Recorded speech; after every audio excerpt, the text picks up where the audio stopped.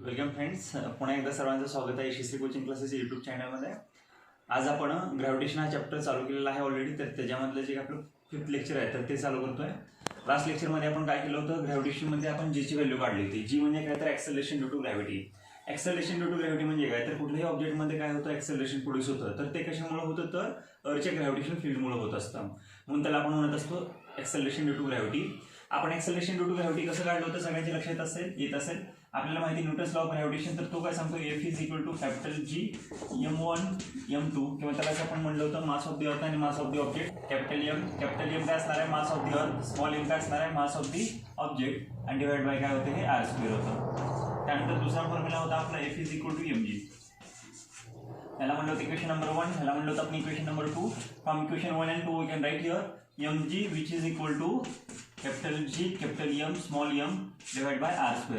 इथे जर आपण बघितले LHS आणि LHS, तर ह्यातून काय होतं, स्मॉल m कॅन्सल होत होतं आणि that is small g is equal to capital G capital M divide by r². तर हा आपला फॉर्म्युला आला होता. तर ह्याचा तर जीचा that is G is equal to capital GM divide by r². म्हणजे आता हा जो r आहे तर ह्या r ला आपण कॅपिटल R असंही लिहू शकतो. कॅपिटल R म्हणजे काय तर रेडियस ऑफ द अर्थ. म्हणजे कुठलाही एखादं ऑब्जेक्ट असेल आणि ते ऑब्जेक्ट कुठं असेल तर अर्थच्या सरफेसवरती असेल. तर अर्थच्या सरफेसवरती असल्यानंतर त्याचं जे काय ॲक्सेलरेशन ड्यू टू ग्रॅव्हिटी आहे तर ते तुम्हाला फाइंड आउट करता येतं. म्हणजे आपल्याला कॅपिटल G ची व्हॅल्यू माहिती आहे, that is 6.67 × 10⁻⁻11 newton metre square पर kg². कॅपिटल M म्हणजे मास ऑफ द अर्थ ही माहिती आपल्याला 6 × 10⁻24 kg. नंतर कॅपिटल R ही माहिती आपल्याला ते असतं 6400 किलोमीटर. तर जर आपण मीटरमध्ये कन्व्हर्जन केलं तर ते येणार आहे 6.4 × 10⁻6 मीटर. आता हे जे रेडियस असेल कॅपिटल G असेल कॅपिटल M, हे जर आपल्याला माहिती झालं तर आपण कशाची व्हॅल्यू काढू शकतो, स्मॉल g ची. म्हणजे ह्यावरून तुमच्या असं लक्षात येतं की the value of acceleration due to gravity is does not depend upon the mass of the object but it does depend upon the capital G capital M and capital R. म्हणजे ह्याचा अर्थ काय, तर मास वाढलं की किंवा मास चेंज झाले की स्मॉल g बदलणार आहे. स्मॉल g म्हणजे ॲक्सेलरेशन ड्यू टू ग्रॅव्हिटी. त्यानंतर जे रेडियस आहे किंवा दोन ऑब्जेक्टमध्ये जे डिस्टन्स असणार आहे तर हे डिस्टन्स बदलल्यानंतर सुद्धा काय होणार आहे, तर स्मॉल जी ची व्हॅल्यू चेंज होणार आहे. किंवा कॅपिटल जी तर आपल्याला ऑब्व्हियसली माहिती आहे कॅपिटल जी ची व्हॅल्यू चेंज होणार नाही तर स्मॉल जी ची व्हॅल्यू चेंज होणार आहे. म्हणजे कॅपिटल जी ची व्हॅल्यू कशावरती डिपेंड असणार आहे, कॅपिटल M आणि R वरती. जी बदलणार नाही हे लक्षात ठेवायचं आहे. मग आपण असं जर म्हटलं तर सपोज हे अर्थचं सरफेस आहे, तर इथं आणि इथं आपल्याला माहिती आहे की जेव्हा कुठलाही ऑब्जेक्ट असेल, म्हणजे तुम्ही एक्सपेरिमेंट करू शकता, एक बलून घ्या, बलूनमध्ये वॉटर इन्सर्ट करा आणि वॉटरला इन्सर्ट केल्यानंतर तुम्ही जर त्याला रोटेशन दिलं तर रोटेशन दिल्यानंतर काय होतं, त्याची जी वरची साईड आहे तर ती काय होतं, थोडीशी फ्लॅटन होणार आहे. आणि हा जो इक्वेटोरियल प्लेन आहे तर इक्वेटोरियल जो काय सरफेस असणार आहे तर तो बल्जिंग होणार आहे.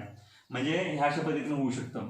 काय तर इथं काय असेल, थोडंसं फ्लॅट असेल ह्या साईडला आणि ह्या साईडला काय असणार, थोडंसं बल्जिंग असणार आहे. हे कशामुळे होतं, जेव्हा आपण बलूनला रोटेट करतो. सेम असंच आपण जसं कन्सिडर करत असतो की अर्थ ही कशी आहे तर स्पेरिकल आहे, पण अर्थ ही स्पेरिकल नसणार आहे, तर एक्झॅक्टली स्पेरिकल नसते अर्थ. तरचा जो वरचा पोर्शन आहे म्हणजे याला काय म्हणत असतो आपण, पोल म्हणत असतो, हे सगळ्याला माहिती आहे. आणि इथला जो पोर्शन असतो तर त्याला काय म्हणत असतो आपण, इक्वेटर असं म्हणत असतो. तर पोलला अर्थचा जो काय सरफेस असतो तो थोडासा फ्लॅट असतो आणि ॲट इक्वेटर तर तो कसा असतो, बल्जिंग असतो दोन्ही साईडला. हे कशामुळे असतं, तर अर्थच्या रोटेशनमुळे. म्हणजे अर्थ कंटिन्युअसली रोटेट होत असते, आपल्याला सर्वांना माहिती आहे. हे अर्थ रोटेट होत असल्यामुळं त्याचा जो काय इक्वेटोरियलचा जो काय पोर्शन असणार आहे तर तो कसा आहे, बल्जिंग आहे. आणि जो काय पोलचा पोर्शन आहे तर तो कसा आहे, तर फ्लॅटन आहे. आता हे असल्यामुळे काय होतं, तर थ्रूआउट ऑल साईडला तर त्याची जी रेडियस असणार आहे तर ती रेडियस सेम नसते. मी काय म्हटलं, अर्थच्या दोन्ही साईडला म्हणजे पोलला आणि इक्वेटरला तर हे जी रेडियस असणार आहे तर इक्वल नाही आहे, तर हे रेडियस चेंज होत राहते. मग रेडियस चेंज झाले की स्मॉल जीची व्हॅल्यू सुद्धा कशी होणार आहे, तर बदलत राहणार आहे. म्हणजे आपल्याला असं सांगू शकतो, the value of small g is depend upon the portion of the particle on the surface of the earth. तो पार्टिकल किंवा तो ऑब्जेक्ट अर्थच्या कुठल्या सरफेसवरती आहे तर त्यावरती सुद्धा काय तर स्मॉल जीची व्हॅल्यू डिपेंड आहे. मग कशी असणार आहे, सपोज आपण असं म्हणले की ती पोलला आहे, म्हणजे कोण, तर स्मॉल जीची तो ऑब्जेक्ट कुठं आहे तर पोलला. तर पोलला असल्यानंतर त्याची व्हॅल्यू काय येणार आहे, त्याची small g is equal to आपण सांगितलं capital G capital M divide by R². म्हणजे हा जो R आहे तर हा R मिनिमम आहे, कारण इथला पोर्शन कसं आहे तर फ्लॅट. तर तो जे R ची व्हॅल्यू आहे, R म्हणजे काय तर रेडियस ऑफ द अर्थ. तर रेडियस ऑफ द अर्थ किती आहे तर कमी आहे, मिनिमम व्हॅल्यू आहे त्याची.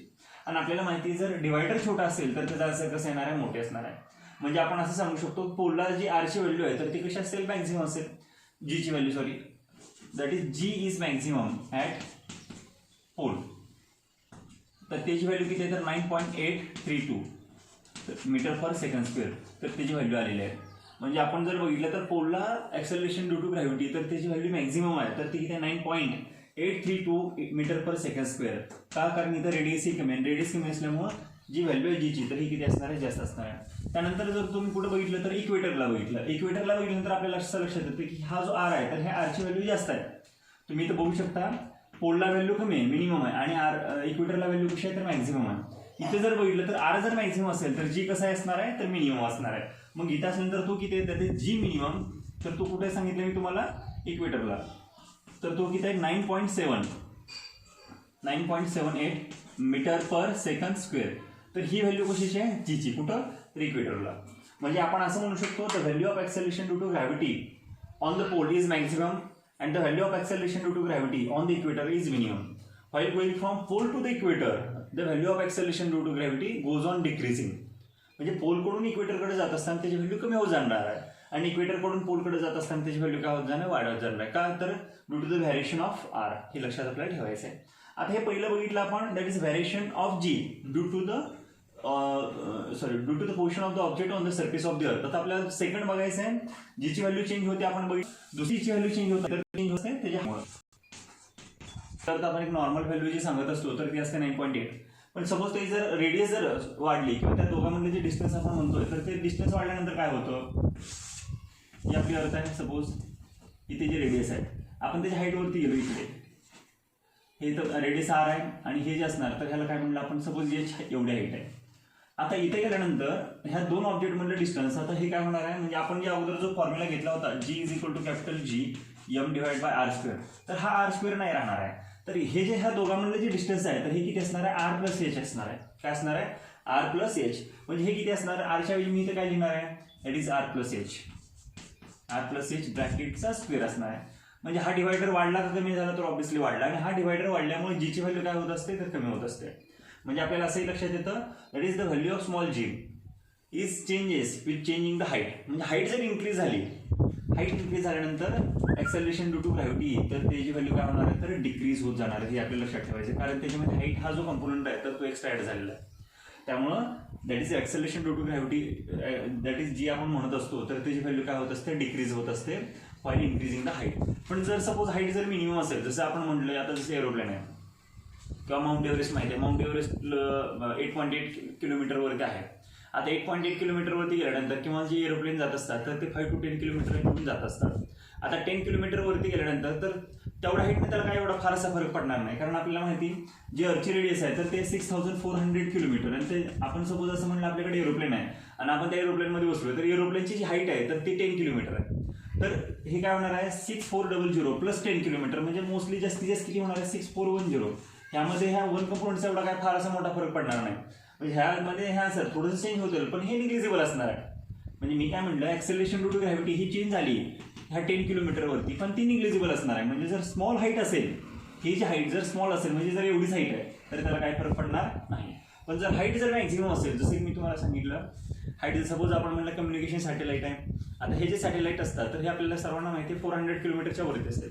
आता 400 किलोमीटरवरती एखादा सॅटेलाईट आहे किंवा 35,000 वरती एखादा सॅटेलाईट आहे, तर तो जो सॅटेलाईट असणार आहे तर त्यामुळे त्याची काय होणार आहे तर ही हाईट जाणार आहे. मग त्या सॅटेलाईटची पोझिशन भरपूर लांब असते.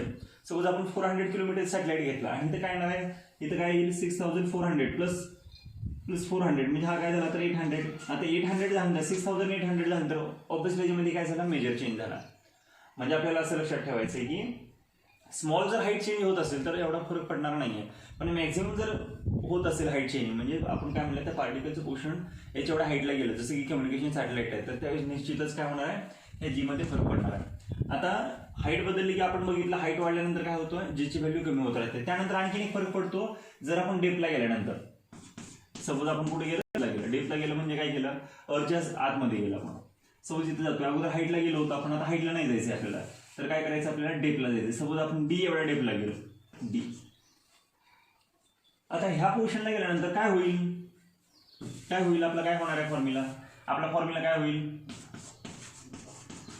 जी d which is equal to capital G capital M divided by काय असणार आहे, हा आर, हा काय असणार आहे, ही जी हे डिस्टन्स काय येणार आहे, तर इथून इथपर्यंतचं डिस्टन्स काय असणार, हे आर आहे आणि हे डी असेल तर हे किती असणार आहे, ऑब्व्हियसली आर मायनस डी. मी काय म्हणतो आणखी एकदा, हे रेडियस आर आहे, आपण डेपला डी आलो तर from the centre of the earth, तर इथून इथपर्यंतचं जे पोर्शन आहे तर ते किती असणार आहे, that is R minus d. म्हणजे मी तर काय लिहिणार, आर मायनस डी ब्रॅकेटचा स्क्वेअर.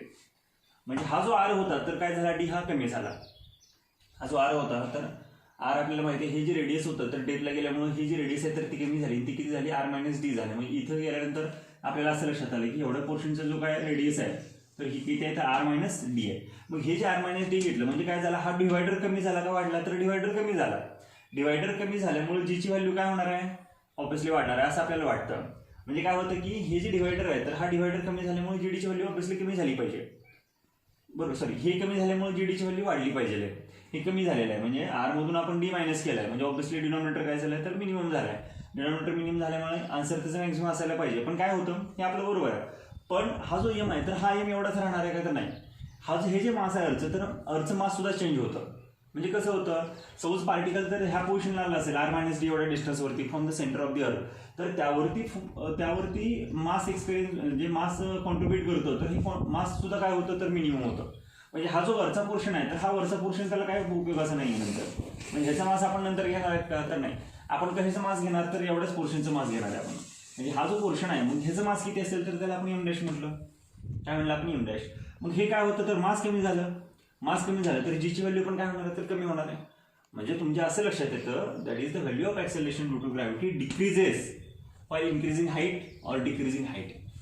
म्हणजे हाईटला गेलं तरी पण जीची व्हॅल्यू कमी होते आणि डेपला गेलं तरी पण ते जीची व्हॅल्यू कमी होते. आणखीन काय लक्षात आलं आपल्या the value of acceleration due to gravity first स्टार्टिंगला आपण बघितलं मॅक्सिमम ॲट द पोल आणि मिनिमम ॲट द इक्वेटर. का, कारण आपल्याला माहिती पोलला ते फ्लॅटन असतं आणि इक्वेटरला ते कसं असतं बल्जिंग असतं. मग तुम्हाला जर असा क्वेश्चन विचारला की ॲक्सेलरेशन ड्यू टू ग्रॅव्हिटीची व्हॅल्यू जी आहे तर ती कुठे जास्त आहे तर तुम्ही काय सांगणार आहे at pole on the surface of the earth. हे आपल्याला लक्षात ठेवायचं आहे. ओके, आता इथे आपल्याला काही दॅट इज जीची व्हॅल्यू दिलेली आहे आपल्याला acceleration due to gravity particular हाईटला. इथे तुम्ही बघू शकता on the surface of the earth तर ती जी हाईट जी असते तर आपण 0 घेणार आहे from the surface of the earth. तर ती किती असेल तर 0 हाईट असेल from the surface of the earth. मी तुम्हाला सांगतोय तर 0 असेल तर ते जी व्हॅल्यू असते तर आपण नॉर्मली काय घेतो 9.81 घेत असतो. दॅट इज माउंट एव्हरेस्ट आपल्याला माहिती 8.8 किलोमीटरवरती आहे. The height of Mount Everest तर ती किती 8.8 kilometre from the surface of the earth आणि त्या ठिकाणी the acceleration due to gravity आहे तर ती किती 9.8 आहे मीटर पर सेकंड स्क्वेअर. त्यानंतर मॅनमेड जो बलून आहे तो आतापर्यंत 36.6 किलोमीटर गेलेला आहे. हायस्ट त्यानं जी काय हाईट अचीव केलेली आहे तर 36.6 आहे. आणि तिथे गेल्यानंतर जी आपल्या ॲक्सेलरेशन ड्यू टू ग्रॅव्हिटीची असेल व्हॅल्यू तर ती असेल 9.77. तर orbit of artificial satellite that is 400 किलोमीटरपर्यंत आहे आणि 8.7 त्याचे काय झालेलं आहे ते रिड्यूस होऊन म्हणजे हाईट वाढल्यानंतर आपल्याला माहिती आहे while increasing the height the value of acceleration due to gravity obviously decreases. इथेच आपल्याला कम्युनिकेशन सॅटेलाइट दिलेलं आहे तर ती 35,700 किलोमीटरवरती असतो. तर तिथे गेल्यानंतर जी व्हॅल्यू ॲक्सेलरेशन ड्यू टू ग्रॅव्हिटीची तर ती किती असेल 0.225. हे आपल्याला लक्षात ठेवायचं आहे. आपण जो काय फॉर्म्युला सांगितला जीचा तर जी इज इक्वल टू आपण काय सांगतोय capital GM divide by R². आता काय होतं एवढं इथे लक्षात ठेवायचं आहे मास बदललं किंवा हे जे डिस्टन्स आहे हे बदलल्यानंतर जीची व्हॅल्यू चेंज होते, कॅपिटल जी बदलणार नाही. म्हणजे काय तर प्रत्येक ऑब्जेक्टला म्हणजे प्रत्येक प्लॅनेटला प्रत्येक सॅटेलाइटला ही जी value acceleration due to gravity ही वेगळी आहे. म्हणजे आपण अर्ची जर काढली जसं मी तुम्हाला सांगितलं तर ती 9.8च्या जवळपास असणार आहे. जर मूनची काढली तर तेवढी असेल का तर नाही. आपण मार्सची काढली तर तेवढी असेल का तर नाही. सनची काढली तर तेवढी असेल का तर नाही. प्रत्येक प्लॅनेटचं मास हे वेगळं आहे. ठीक आहे, प्रत्येक प्लॅनेटचं मास हे वेगळं आहे. प्रत्येक त्या प्लॅनेटपासून त्या पर्टिक्युलर ज्या ऑब्जेक्टचं आहे तर हे डिस्टन्स वेगळं असणार आहे. त्यामुळे प्रत्येक ह्याची जी आहे ॲक्सेलरेशन ड्यू टू ग्रॅव्हिटी आहे ही जी व्हॅल्यू आहे तर ती प्रत्येक ठिकाणी काय होते तर बदलत राहते. हे आपल्याला लक्षात ठेवायचं आहे. ओके, तर आपल्याला असं लक्षात ठेवायचं की आता आपल्या अर्थवरती जे काही ॲक्सेलरेशन ड्यू टू ग्रॅव्हिटी असेल आणि जर मूनवरती गेलो आपण तर मूनवरती गेलेली ॲक्सेलरेशन ड्यू टू ग्रॅव्हिटी असेल तर ही सेम असणार आहे का तर नाही. अर्थच्या ग्रॅव्हिटीपेक्षा 1/6 टाइम काय असणार आहे तर ते मिनिमम असणार आहे. 6 टाइम ते किती असेल कमी असेल. म्हणजे आपले 9.8 आहे तर त्याला जेव्हा तुम्ही 6 ने डिवाइड करणार आहे तर तेव्हा ती व्हॅल्यू आपल्याला मूनवरती गेल्यानंतर येणार आहे. हे लक्षात ठेवायची. कोणाची व्हॅल्यू बद्दल बोलतोय मी acceleration due to gravity. Okay, त्यानंतर आपल्याला पुढचं बघायचं आहे आपल्याला मास आणि वेट ह्या दोघांमधला डिफरन्स बघायचा आहे. हे तुम्हाला 2 मार्कला बोर्डला पण येऊ शकतं differentiate between the mass and the weight. आता सर्वांना मास बद्दल माहितीच आहे, वेट बद्दल सर्वांना माहिती आहे. आपण मोस्टली वेट आणि मास हे दोन्ही कन्सेप्ट एकासाठीच यूज केलेले आहेत आतापर्यंत. आपण नॉर्मली एकमेकाला विचारतो की तुझं वेट किती आहे. आपण वेट विचारलं तरी पण सपोज एखादे 60 kg असेल तर 60 kg सांगणार आहे. एखाद्याला त्याचं मास विचारलं तर तेही 60 kg सांगतं. म्हणजे मास आणि वेट ह्या दोघांमधला मोस्टली बऱ्याच जणांना डिफरन्स हा माहितीच नसतो. पण as a student of science हे आपल्याला माहिती असायला पाहिजे मास आणि वेट हे दोन्ही कन्सेप्ट वेगवेगळे आहेत. मग मास म्हणजे काय असतं आणि वेट म्हणजे काय असतं. येस एनीवन, हे आपण ऑलरेडी बघितलेलं आहे. मास म्हणजे काय असतं तर मास म्हणजे that is total amount of matter contain in the body. एखाद्या बॉडीमध्ये जे काय मॅटरचं कंटेन आहे तर त्याला काय म्हणतो आपण मास म्हणतो. मी काय म्हटलं, that is total amount of matter contain in the body is nothing but the mass. मग वेट काय असतं? वेट हा एक फोर्स आहे बाळांनो. Weight is a force with which earth attracts the object. म्हणजे अर्थ ज्या फोर्सने अट्रॅक्ट करतो एखाद्या ऑब्जेक्टला तर त्याला त्याचं काय म्हणायचं, वेट म्हणायचं आहे. म्हणजे मास आणि वेट हे वेगळं वेगळं आहे. म्हणजे मास मी काय सांगितलं, मास हे काय आहे तर मास हे quantity of matter contain in the body आहे म्हटलं मी. पहिले डेफिनेशन लिहिताय तुम्ही, that is total amount of matter contain in the body is nothing but the mass. आणि मास आपण कशाने दाखवतो, स्मॉल एम ने दाखवतो. आणि वेट कशाने दाखवत असतो, डब्ल्यू ने दाखवत असतो. वेट काय म्हणलं, that is the force exerted by the earth on the object. म्हणजे अर्थनं जे काय फोर्स एक्झर्ट केलेला आहे. आता फोर्स म्हणले की आपल्याला माहिती हे काय असतो तर एम जी असतो. मास म्हणजे काय तर एम आहे आणि वेट म्हणजे काय तर एम जी आहे. म्हणजे जेव्हा मासला जीने मल्टिप्लाय करतात तर ते वेट येतं. आपण एवढे दिवस काय म्हणत असतो, तो वेट पण तेच आहे आणि मास सुद्धा काय तर तेच आहे. पण त्याचं आहे का तर नाही. सायंटिफिकली आपल्याला लक्षात ठेवायचं असं की मास हे वेगळं आहे. मास हे चेंज होणार नाहीये. म्हणजे माझ्या बॉडीमध्ये जे टोटल अमाऊंट ऑफ मॅटर आहे, जे कंटेन आहे, तर ते कुठेही गेल्यानंतर ते सेमच असणार आहे, हे बदलणार नाहीये. म्हणजे माझं जर मास सपोज मी म्हटलं की 60 आहे, तर हे 60 कुठेही गेल्यानंतर हे 60च राहणार आहे. किंवा मी म्हटलं माझं मास हे 80 आहे, तर 80 हे इथं पण 80च आहे. मूनवरती गेलं तरी पण 80च आहे. किंवा मार्सवरती गेलं तरी किती 80च आहे. किंवा माझ्या अर्थच्या कुठल्याही सरफेसवरती मी गेलं, हाईटला जाऊ देत किंवा डेपला जाऊ देत, तर हे माझं जे मास आहे तर हे मास बदलणार नाही. मग बदलतं काय तर हे वेट बदलतं. का वेट बदलतं? कारण जी आहे, जी म्हणजे coordinate acceleration due to gravity, तर ह्या स्मॉल जीची व्हॅल्यू ही चेंज होते. आणि स्मॉल जीची व्हॅल्यू चेंज झाल्यामुळे हे काय होते तर वेट बदलतं. हे आपल्याला लक्षात ठेवायचं. मी काय म्हणतो येत असेल सर्वांच्या लक्षात, मास बदलत नाही, बदलतं काय तर वेट. म्हणजे मासला जेव्हा आपण जीनं मल्टिप्लाय करतो, आता जी बदलतं आपल्याला माहिती आहे.